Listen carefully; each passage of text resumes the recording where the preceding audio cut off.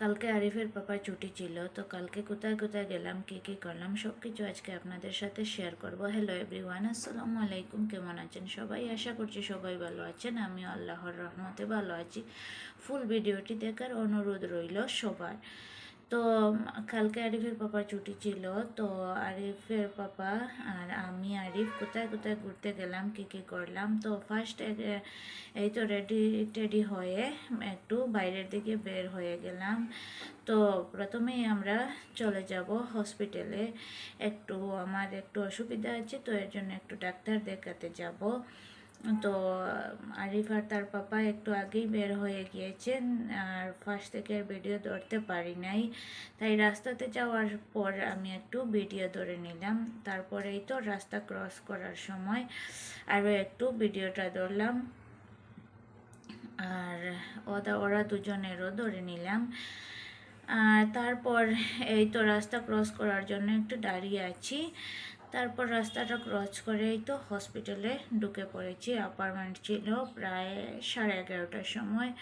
তো এখানে এসে আরও কিছুক্ষণ আমি ভাবছিলাম আরও কিছুটা ভিডিও করব, কিন্তু আমার যে আরিফের পাপ্পা, তো ওনার জন্য আর আমার ভিডিও করা হলো না। ওনার নাকি লজ্জা লাগে সব জায়গায় আমি নাকি গেলেই ভিডিও ধরি, তো এর জন্য তারপরেই তো আরিফকে নিয়ে আরিফের পাপার বন্ধুরা আরও একটু কথাবার্তা বললো, খেলাধুলা করলো ওর সাথে।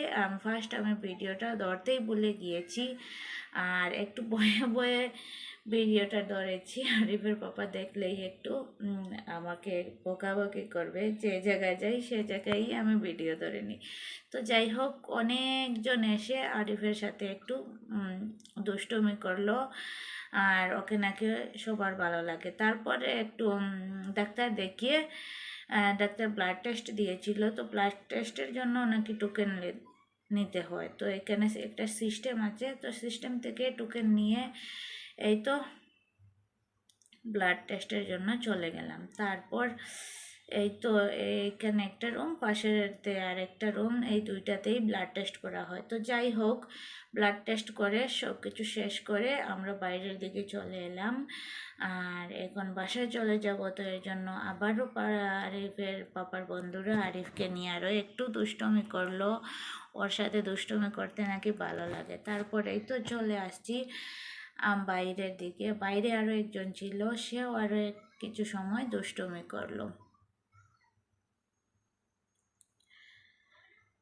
তো ওষুধপত্র আর কিনা হয়নি, ভাবলাম একটু বাইরে একটা ফার্মেসি আছে ওইটা থেকেই কিনে নেব। তারপর ওই তো ফার্মেসি